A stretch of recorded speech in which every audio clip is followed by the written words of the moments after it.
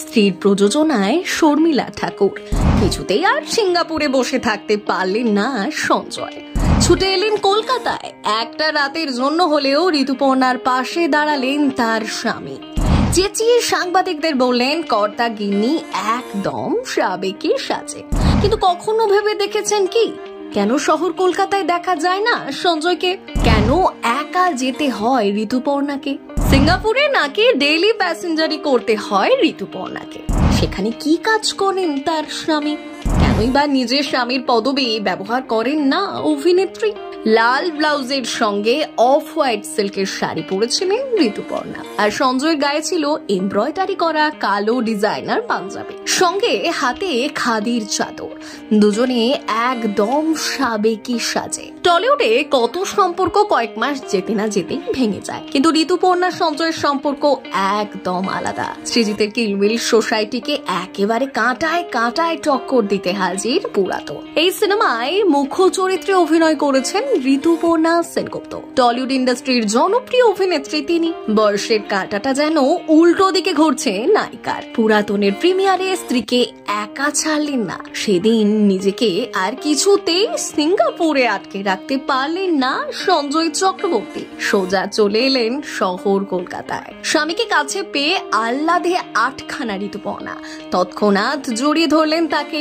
কিন্তু জানেন কেন সিঙ্গাপুরে থাকেন ঋতুপর্ণার স্বামী? সেভাবে কেন দেখা যায় না ক্যামেরার সামনে? মিডিয়ার সামনে কখনোই খুব বেশি আসতে পছন্দ করেন না ঋতুপর্ণার স্বামী। ব্যবসার সূত্রে দীর্ঘদিন ধরে সিঙ্গাপুরে থাকেন তিনি।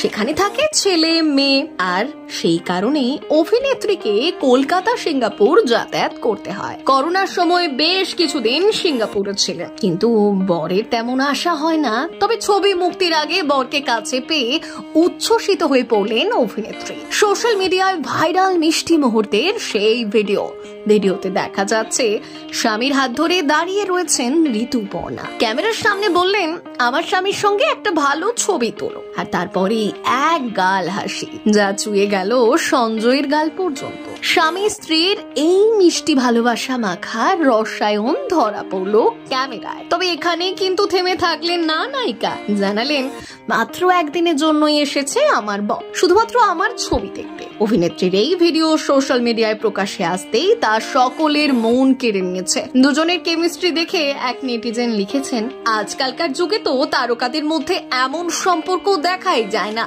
আচ্ছা, কখনো ভেবে দেখেছেন কেন স্বামীর পদবি ব্যবহার করেন না ঋতুপর্ণা? চলুন এবার সেটা শুনে নেওয়া যাক। অনেক আগেই অভিনেত্রী এক সাক্ষাৎকারে জানিয়েছেন, আমি সেনগুপ্ত ছিলাম আর সেনগুপ্ত হয়েই থাকবো। এটাই আমার জন্মের সময়কার পদবি।